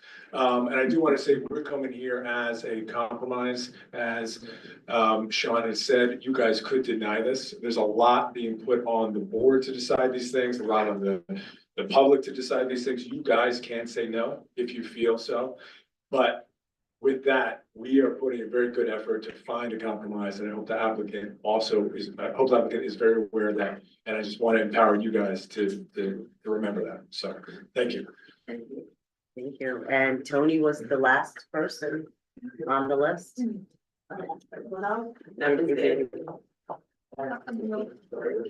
There doesn't seem to be anyone else that signed up. Is there anyone else going once? Going twice? Done. We need a motion here to make a choice. Close the hearing tonight. You could leave it open. Wait, guys, wait. Oh, they don't have to do it. Oh, they don't have to. Close it, and we go bring around period for written comments. So that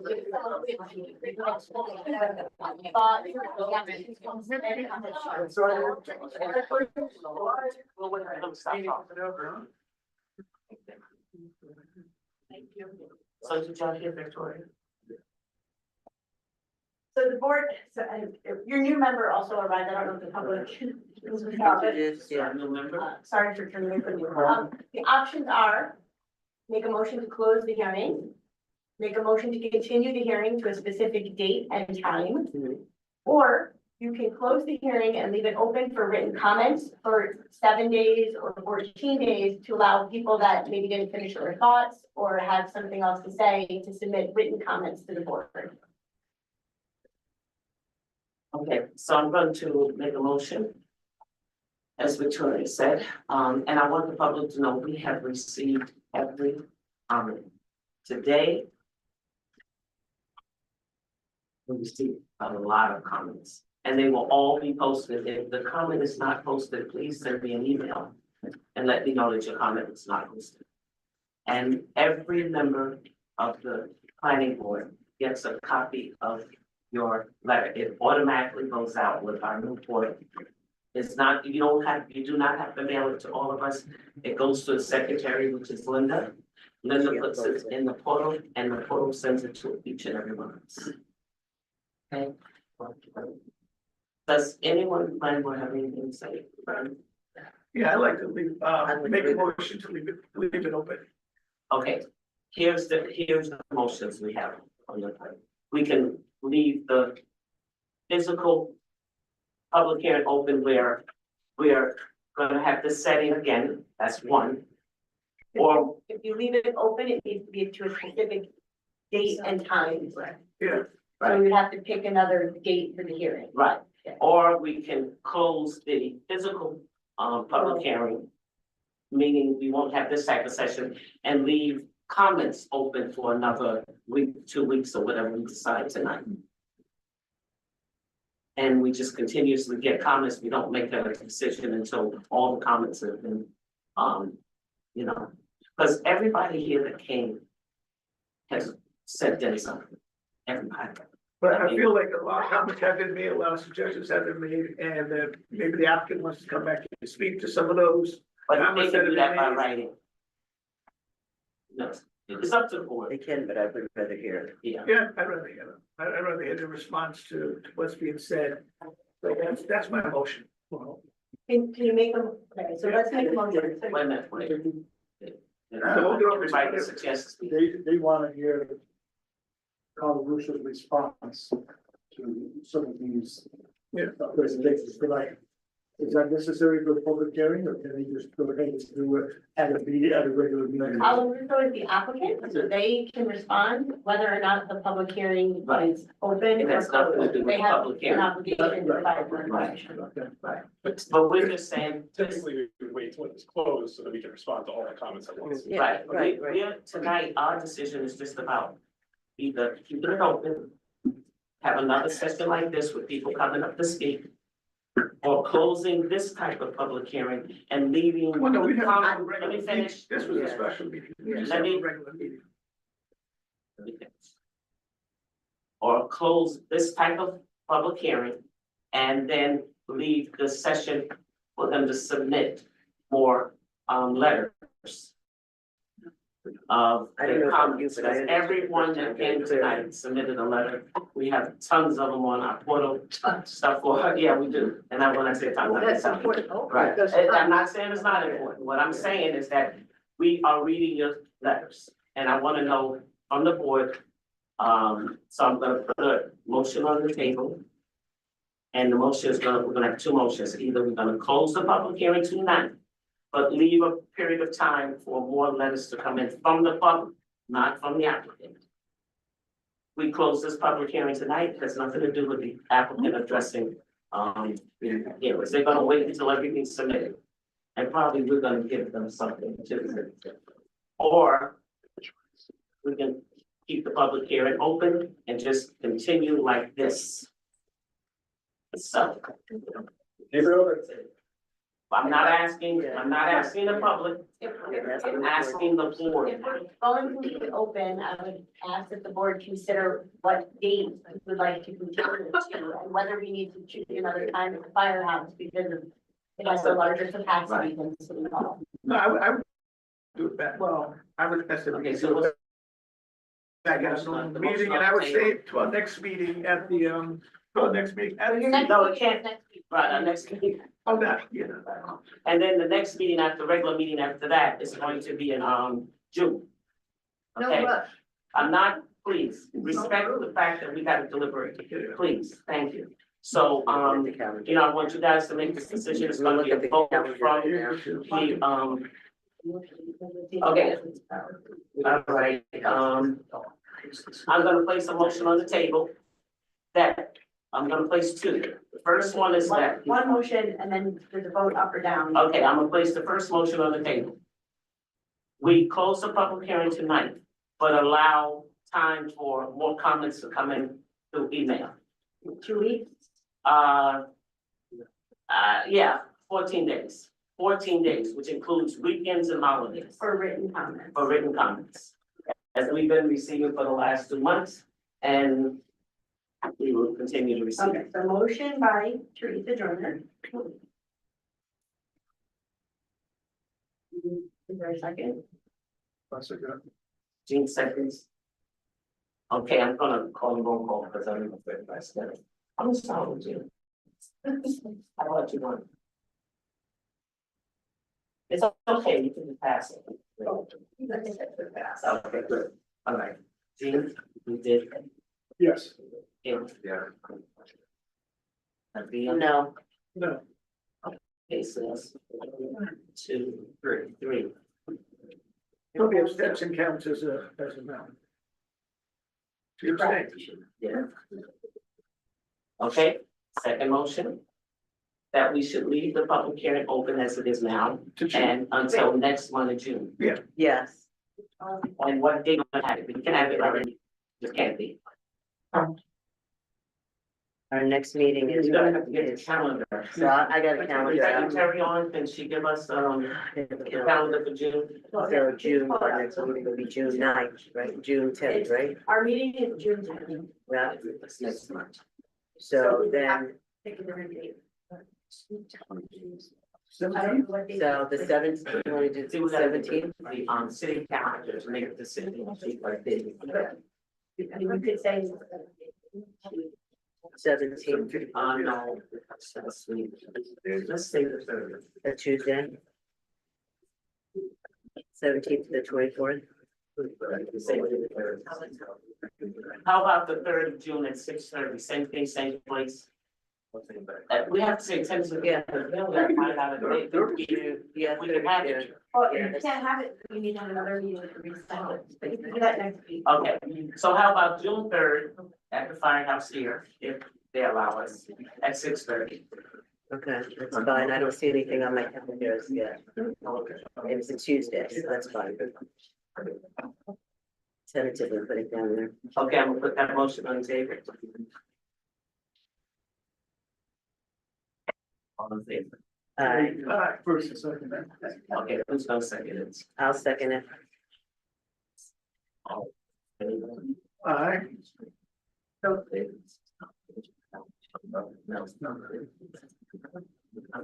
Can we do roll call? Okay. Yeah, you gotta. Okay, Randall. But June, keep it up to June 3rd. June 3rd, 6:30 here, if we can get this place, okay? And if not, we're going to have to discuss this again at, our regular meeting and be part of, other business, okay? Right. Tina. Yes, I'm fine with that for the 3rd. Kelly. Okay. You're not okay for June 3rd? No. Okay, Teresa. No. Okay. Yeah. She passed. Veronica. She should vote. No, she. If we want to go. I'm just not sure if I'm up to speed enough to make that one vote, but if I mean, required to, I will. If you want to, it's procedural. So you don't have. Don't push you to vote. It's a procedural, meaning that you're going to have a meeting on June 3rd, as your calendar. I'm available either. So It's so free. it's still valid. Okay, so. Still fast, so let's just be clear. It sounds like the applicant was not going to submit anything new until the public hearing closes. So That's correct. So we can have another public hearing, but I'm not sure you're going to get any new information until the applicant submits something additional for the board to review. I don't think, we're not planning on submitting anything for the board's review. If the board already has our application, the only thing that we would submit in response is at the close of the public hearing, like we've done in the past, we would provide sort of a summary response to the main topics that were brought up in the public hearing. Well, I mean, we expect you to respond to the comments raised Okay, during yeah, the yeah. public hearing. But that I was referring to as our application.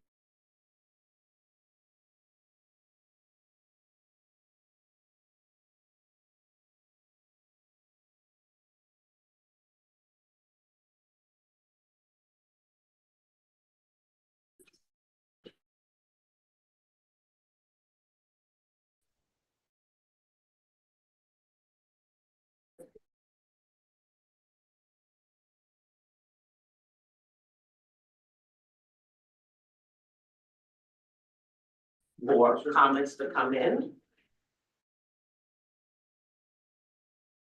A meeting where it's not a public hearing, it's just.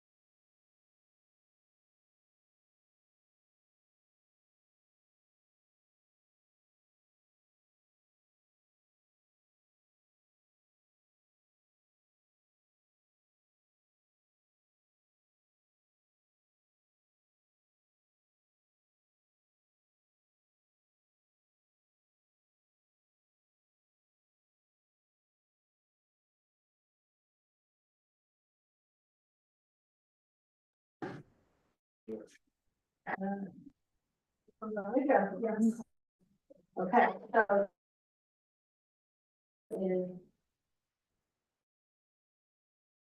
Portion of the public hearing is closed and.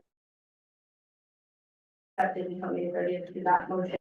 Got a four vote, we got a four vote to. Did you, Said she voted for the public hearings and, you didn't have enough understanding of the situation. well, this.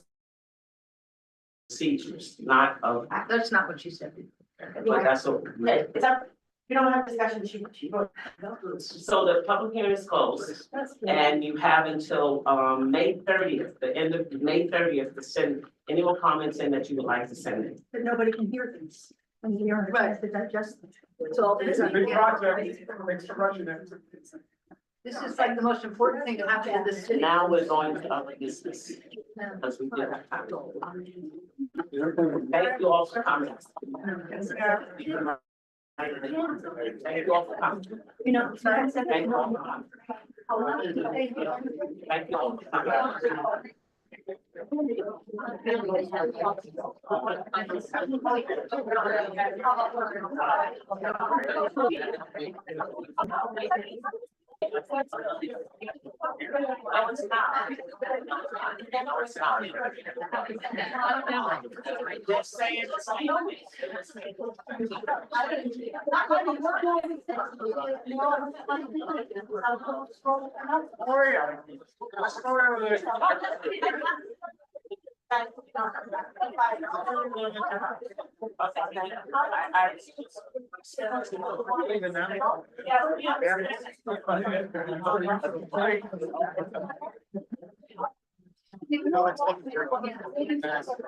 Wait,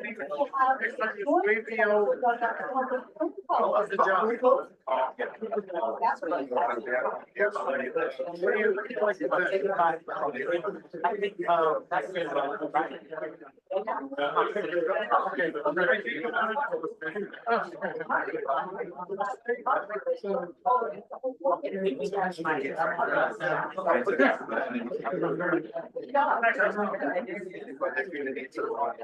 not finished.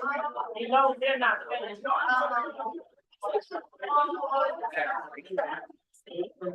Hey, Randy. Next time you don't steal the hour, let them know, okay? There's a meeting now.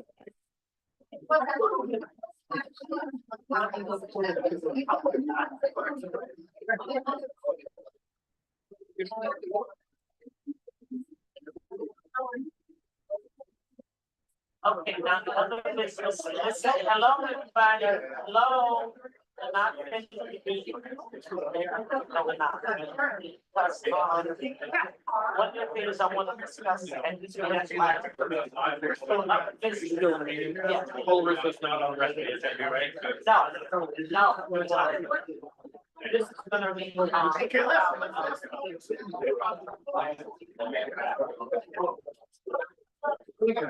mean, the planning. They can say, no, these are the conditions.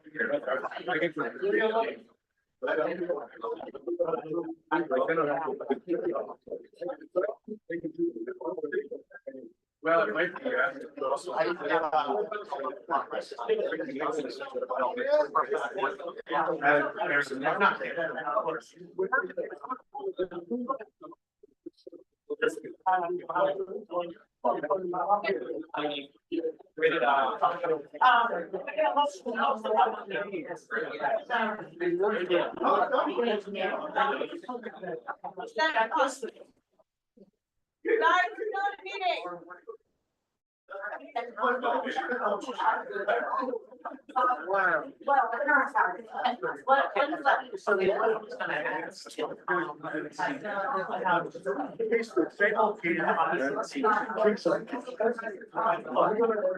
No, I have floor, I have a couple of things for us, they want to give me a minute. One of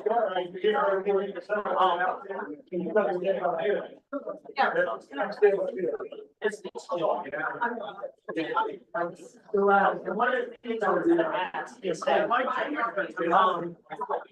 have it on. There's really right. It's always been on. Yeah.